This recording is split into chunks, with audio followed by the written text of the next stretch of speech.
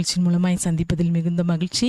இன்றைக்கும் கர்த்தராகிய இயேசு கிறிஸ்து நமக்கு தருகிற வார்த்தை மத்தேயு 10வது அதிகாரம் 31வது வசனம். ஆதலால் பயப்படாதிருங்கள், அநேகம் அடைக்கலான் குருவிகளை பார்க்கிலும் நீங்கள் விசேஷித்தவர்களாய் இருக்கிறீர்கள்.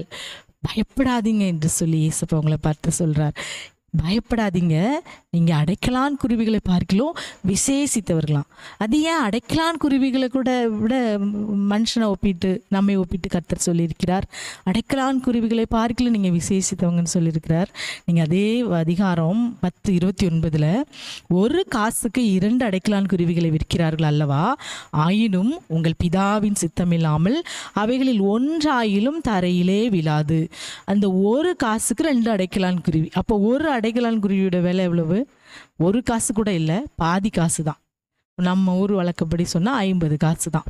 அப்போ அந்த 50 காசு கூட பெறாத அந்த அடைக்கலான் குருவியை கூட கர்த்தர் என்ன செய்ய மாட்டாராம்? தரையிலே விழாதான். எப்படி விழாது? அவருடைய சித்தம் இல்லாமல். அந்த ஒரு அடைக்கலான் குருவி தரையில் விழணுன்னா கூட ஏசப்பாவுடைய சித்தம் இல்லாமல் விழாதான். அந்த அடைக்கலான் குருவிகளை பார்க்கிலும் நீங்களும் நானும் யாரா? விசேஷித்தவர்களாம். அப்போ அந்த அடைக்கலான் குருவி கீழே விழாத அவருடைய சித்தத்தின்படி அதுக்கு அடுத்த வசனத்தில் உங்கள் தலையில் உள்ள மயிரெல்லாம் எண்ணப்பட்டிருக்கிற நம்ம தலையில் உள்ள மயிர் கூட கர்த்தருடைய சித்தம் இல்லாமல் ஒரு முடி கூட என்ன செய்யாதான்? கீழே விழாதான். நாம் அவ்வளவு விசேஷித்தமானவர்களாம். அந்த அடைக்கலான் குருவி கீழே விழாதுன்னு சொல்லப்பட்டிருக்கு. நம்மளை சொல்லலை, அந்த முடியை சொல்கிறார். அந்த முடி கூட கர்த்தர் எண்ணி இருக்கிறாராம். அது கூட அது அவருடைய சித்தம் இல்லாமல் கீழே விழாதாகவே நீங்கள் பயப்படாதீங்க. ஐயோ, என் வாழ்க்கையில் எதுவும் நடந்துருமோ, ஆபத்து நடந்துருமோ, இந்த பிரச்சனை வேறு மாதிரி எப்படி போய் முடிந்து எனக்கு வெட்கமும் அவமானம் வந்துருமோ என்று சொல்லி நீங்கள் கலங்கி தவிக்காதீங்க. அவருடைய சித்தம் இல்லாமல் ஒன்று நடக்காது. உங்கள் வாழ்க்கையிலே கர்த்தருடைய அனுமதி இல்லாமல், அவருடைய சித்தம் இல்லாமல் எந்த காரியமும் நடக்காது. ஆகவே பயப்படாதீங்க, கலங்காதீங்க. கர்த்தர் எல்லாவற்றையும் நேர்த்தியாய் செய்வார். நீங்கள் விசேஷித்தமானவர்கள். அடைக்கலான் குருவிகளை பார்க்கல, நீங்கள் விசேஷித்தமானவர்கள். அவருடைய அனுமதி இல்லாமல் உங்களை ஒன்றும் பண்ண முடியாது. உன்னை தொடுகிறவன் என்னுடைய கண்ணின் மணியை தொடுகிறான் என்று சொல்லி இயேசப்பா சொல்லியிருக்கிறாங்க. கண்ணின் மணியை போல உங்களை பாதுகாக்கிற கர்த்தர். ஆகவே இன்றைக்கு நீங்கள் பயந்து கொண்டு இருக்கிற சூழ்நிலை, கடன் பிரச்சனையில் நான் இது எதில் போய் முடிய போதோ, இல்லை என் வாழ்க்கையில் உள்ள இந்த பிரச்சனை நான் தெரியாமல் செஞ்சதை தவறு எதில் போய் முடிய போதோ என்று சொல்லி நீங்கள் கர்த்தருடைய சமூகத்தில் ஒரு வேளை நீங்கள் கலங்கி நிற்பீங்கன்னா கர்த்தருக்கு உங்களை ஒப்பு கொடுங்க. இனி பாவம் செய்யாதபடி உங்களை பரிசுத்தமாய் கர்த்தருடைய பிள்ளையாய் உங்களை காத்துக்கொள்ளுங்க. ஏசாயா 41:10-13 வாசிப்பீங்கன்னா, நீ பயப்படாதே, நான் உன்னுடனே இருக்கிறேன். பயப்படாத, உன்னோடு கூட கர்த்தர் இருக்கிறார். திகையாதே, நான் உன் தேவன், நான் உன்னை பலப்படுத்தி உனக்கு சகாயம் பண்ணுவேன். என் நீதியின் வலதுகரத்தினால் உன்னை தாங்குவேன் என்று சொல்லி கர்த்தர் வாக்கு கொடுக்கிறார். பயப்படாதீங்க, கலங்காதீங்க, திகையாதீங்க.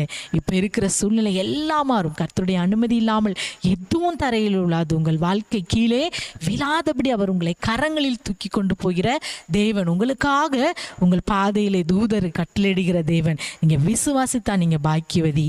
உன் தேவனாகிய கர்த்தராகிய நான் உன் வலதுகையை பிடித்து பயப்படாதே, நான் உனக்கு துணை நிற்கிறேன் என்று சொல்கிறேன். யார் துணை இருந்தா என்ன, இல்லைனா என்ன?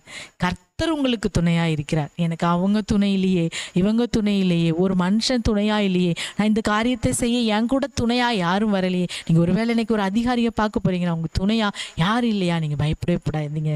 கர்த்தர் உங்களுக்கு துணையா இருக்கிறார். உன் தேவனாகிய கர்த்தராகிய நான் உன் வலதுகையை பிடித்து பயப்படாதே, நான் உனக்கு துணை நிற்கிறேன் என்று வாக்கு கொடுக்கிறார். திகையாதே, கலங்காதே, நான் உன்னை பலப்படுத்தி உனக்கு சகாயம் பண்ணுவேன் என்று கர்த்தர் சொல்கிறார். நீங்க இன்னைக்கு கர்த்தருடைய பார்வையில் விசேஷித்தமானவர்கள். ஆகவே கண்களை முடி ஜெபிக்கலாமா? அப்பாவுமே, நாங்கள் நன்றியோடு ஸ்தோத்திரிக்கிறோம். இந்த வேளையிலும் இந்த வார்த்தையை கேட்டு எனக்கு நீர் உண்டு என்று சொல்லி உம்மீது விசுவாசத்தோடு எனக்கு துணையாய் என் வாழ்க்கை பாதையில் என்னோடு கூட நடக்க நீர் ஒன்று என்று சொல்லி விசுவாசித்து ஜெபிக்கிற ஒவ்வொரு பிள்ளைகளுடைய வாழ்க்கையிலும் நீர் வலதுகையை பிடித்து பிள்ளைகளுக்கு துணையாயிருங்க இசப்பா. எங்கள் ஒவ்வொருவருக்கும் நீரே துணை தகப்பனே.